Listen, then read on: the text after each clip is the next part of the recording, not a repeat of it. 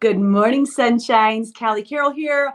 A conversation about the little things. You guys, the little things is what we're going to talk about today. As you jump on, say good morning, sunshine, hashtag GMS, post something that you're grateful for. Some of you guys are super active in this. Some of you guys are like, no, thank you. I'm not going to share, but that's okay. Just a real quick reminder, I'm doing daily posts where I encourage you to find gratitude in the things that are around you that maybe you kind of don't even notice anymore.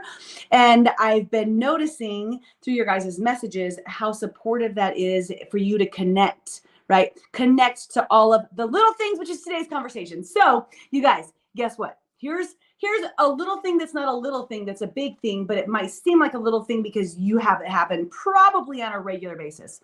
Quincy Scott, my 4-year-old, got to go back to school yesterday after 3 weeks. And you're thinking, Cal, how did the preschoolers only been in school for 4.5 weeks? Yes, you are absolutely correct. Christine, good morning, sunshine. Eric, good morning, sunshine. So we started his preschool, his like official preschool, right? And then our house got hit, right? I got COVID. We don't know if he had what sort of virus, hand, foot, mouth. We're not really sure, but we had to make sure that he was completely healthy and away from his brother and away from his classmates during that time. And then my little guy, my little chemo dude, right? Last week had chemo. His numbers drop. So he becomes severely neutropenic with this type of chemotherapy. Like your and I's numbers, our ANC might be like 2,000 to 6,000, and his goes down to 20, 0 to 20. And that's yesterday where it does that. So anyways, we have to, as a family, we figured out how to keep him the safest, little Wit and John. And part of that is us doing this thing called hideout weeks, where we avoid all other human contact so that we can't contract something, where we bring it home and give it to Witten. Here you go, right? Because he can't fight anything. And then we end up in the hospital. So we have this like full system where Quincy doesn't go to school for the week before he gets really low in his numbers. Right? So he doesn't get to go to school. He doesn't get to go to sports. He doesn't actually, we're out of sports. We're out of so many different things, right?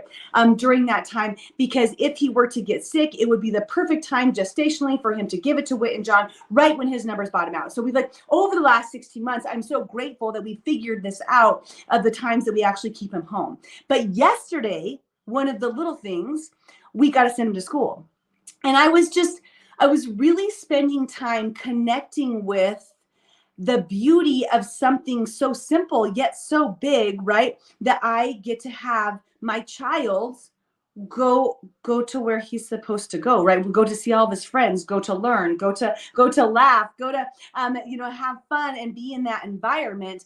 And there are circumstances, odd circumstances in our world that have prevented the regularity of that over the last 16 months. So I'm wondering, are your children able to go to school in a safe and healthy manner on a regular basis?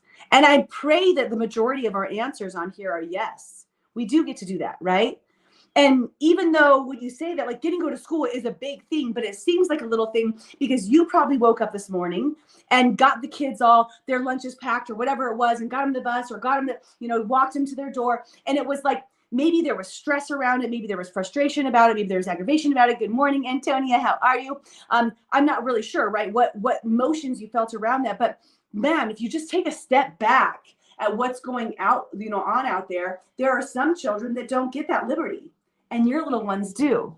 And it's not just the going to school. I was just, over the last week, us being at the tail end, praying, right, Wit and John's chemotherapy and getting to start to step into some of those small normalcies of life that I just used to take advantage of. Right? And not in a bad way, not like I'm not a grateful person, not like you're not a grateful person, but it just seems normal that we wouldn't be stressed out to high hell going to bed at night, wondering what's going to happen, right? So last night, Wit and John's ended up puking all over the bed. I'm with Quincy. John's this morning. He's up and he's cleaning all of the puke-filled sheets. That's our normal right now. But someday we're going to be like, you know what? We're going to go to bed tonight and we're going to assume that we're going to sleep through the night without puke, chocolate latte, ice cream cones, or wetting the bed. We're going to assume that. And that's a pretty cool freaking gig. If you can go to bed at night and assume that you're going to sleep through the night in comfort, like how cool is it that you get to do that? And it's not bad where we're at, right? We've gotten used to it, but boy, do I look forward to the little things that get to come in the future. And just like we're starting occupational therapy for the boys, right? So excited about it.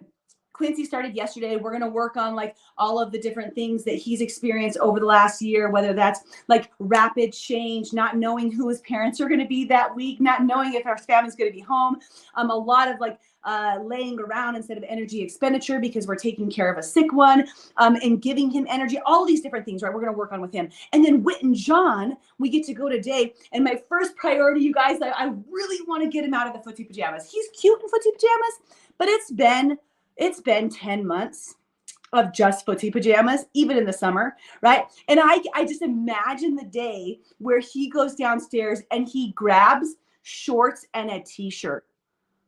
What? Like, it is going to be like high five celebration moments when that kid will put on actual clothes. These are little things. I'm guessing all of you guys have children who don't only wear footsie pajamas. I've never heard of another child who's done this. There's probably one out there, right? But he is one in a million. We know this just from the rare diseases he's got. So I'm assuming you guys have that experience. That's a little thing that you get to have every day. Like, I wake up and I'm okay putting on shirt. Like, I am mentally stable to put this outfit on, and for him to be able to do that. And as I think about and I connect with the fact that we're moving towards having those little things as a part of our natural life, it makes me feel so much more grounded appreciation around that. And we've been talking a lot about this, right? Like sitting in different shit and deciding where to focus our energy. And today's conversation is just to encourage you, even though this is what I do on a regular basis, I'm going to keep doing it, right? To encourage you to look around at the little things that occur for your family on a regular basis that you are possibly taking for granted right now. And we're not bad people because we take it for granted that we have running water in our bathroom. We're not bad humans because of it. But you could discover more endorphins, happiness. You could build new neurological pathways in your brain that seek out and find joy instead of, pain and complaining, by just recognizing these little things on a regular basis. So if you're inclined, I'm going to give you guys a different type of like commitment at the end, right? Commitment. So we commit to the little things, right? I want to see who will commit to answering for the next week. I do a post a day encouraging you to think about the little things, right? Maybe it's like, what are you grateful for that's the color purple? What are you grateful for that's in your kitchen? What are you grateful? And it helps you look around your current space and think like, wow, that is pretty cool that my kid will wear clothes.